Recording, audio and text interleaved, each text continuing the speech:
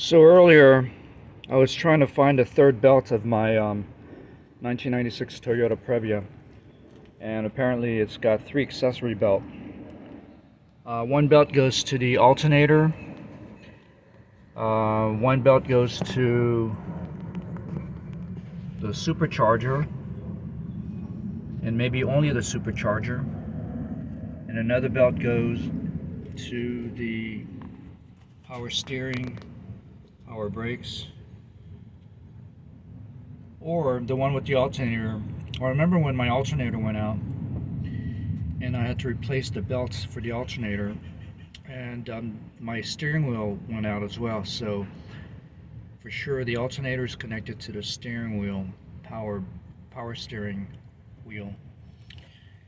And basically I noticed that I had a shredded, when I was installing the alternator belt, I noticed on the floor of the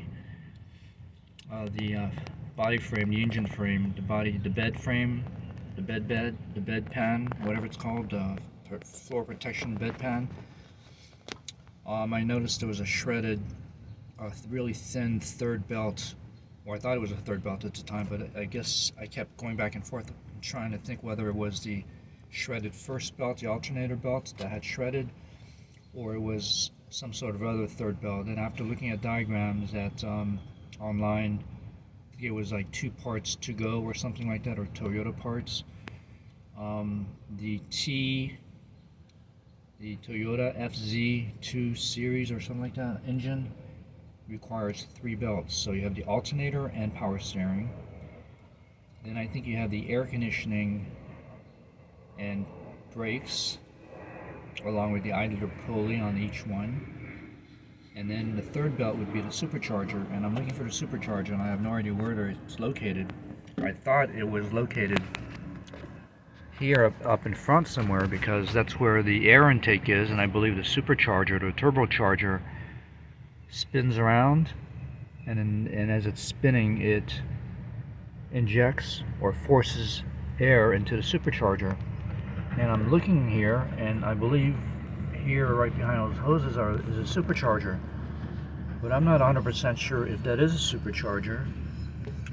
And then why is there a third belt like all the way on the bottom? As you can see there, I have a flashlight going on. I got on my left there, upper screen left, is the first alternator belt and power steering. Then the second belt right below it, or right behind it, is the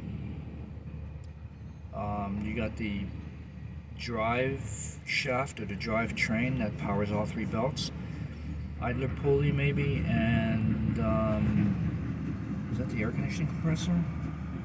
It's either the air conditioning compressor right there, or the brake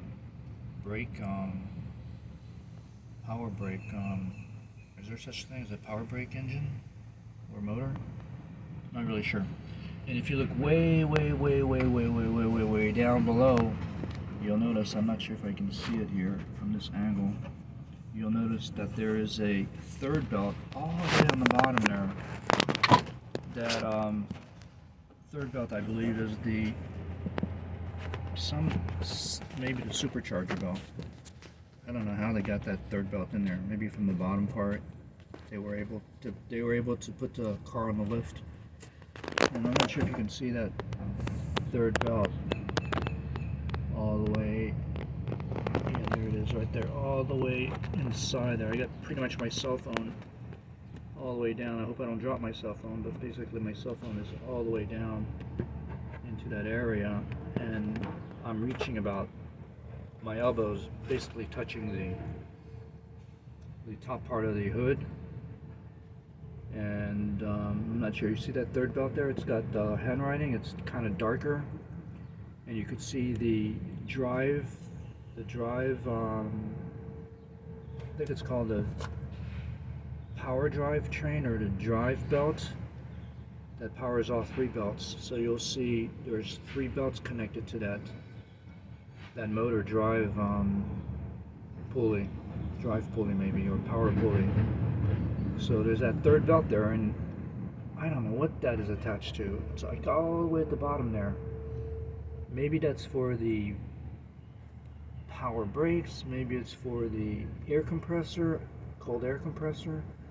Maybe the supercharger is located way down there for some reason. I'm not really sure. If anybody can let me know what your thoughts are on these belts. This would probably help a lot of people that have like 96, 97 Toyota Previas that have a turbo power supercharger. I guess, is it turbo the same thing as a supercharger? I don't know. Maybe that is a supercharger down way below there. And I had found it shredded one that had been split in half crosswise, and it was sitting at the bottom of the floor plan. If I had not noticed that it was sitting at the bottom of the bed pan, the floor engine bed pan, then I would not know that there's a third belt. Now what's interesting is that now with 3 belts going on, I hear kind of a rattle. It doesn't sound very smooth, where before, when that third belt, the thin one, was, if you look at my other videos, I may have the indication as far as what the model number, part number is of that thin belt. But the thin belt was not attached, and I was able to, it was driving very smoothly, like I couldn't hear anything, like there was no rattling or anything. And now I hear a little bit of rattling, and my air conditioning is not really cold. I may need to fill it up with some coolant, some R134, whatever it's called, not R22, but R134, the coolant. And it's not really cold, so I may have to maybe try it now. If that is the AC compressor belt that's attached to it, then that means I can maybe fill the air conditioning with coolant. Anyway, I hope this helps everybody. If anyone can look at and diagnose what how these 3 belts are related to one another, that would be great help to a lot of people, and maybe future car designers. Oh, and see this thing here that I'm pointing at right now? What is that thing here? Is that the compressor? It's apparently attached to the second belt. So you have, well, yeah, the middle belt, and I'm not sure if that's the maybe supercharger or that's the compressor. There's the idle pulley right there. That's an idle pulley because it's a small one.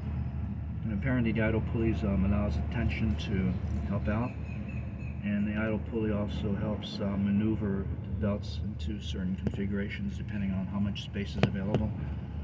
So that's about it for now, everybody. Thanks for watching. Feel free to subscribe right now if you can, and like, vote. Then peace. Stay healthy. Take care of your car.